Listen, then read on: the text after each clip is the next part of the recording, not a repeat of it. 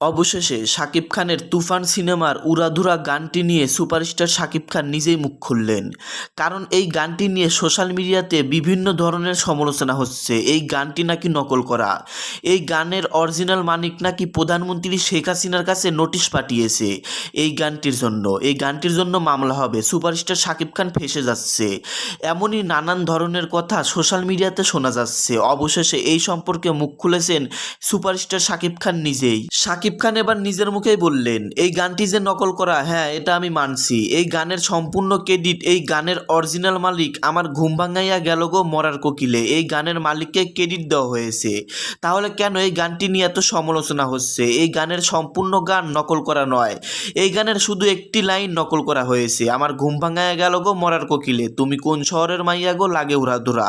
এতটুকুই নকল করা হয়েছে। তাহলে কেন এই গানের জন্য প্রধানমন্ত্রীর কাছে নোটিশ যাবে? এই গানের জন্য কেন এত সমালোচনা হবে? সবশেষে শাকিব খানের এবারের ঈদুল আজহায় মুক্তিপ্রাপ্ত তুফান সিনেমার খুবই আলোচিত উড়াধুরা গানটি নিয়ে মুখ খুলেছেন সুপারস্টার শাকিব খান নিজেই। এই গানটি নকল করা নয়, এই গানের একটু অংশ নকল করা। তাই এই গানটি নিয়ে সবাই সমালোচনা করবেন না, কপিবাজ বলবেন না, এটাই বলেছেন সুপারস্টার শাকিব খান। আজকের এই ভিডিওর মাধ্যমে আপনাদেরকে জানিয়ে দিলাম।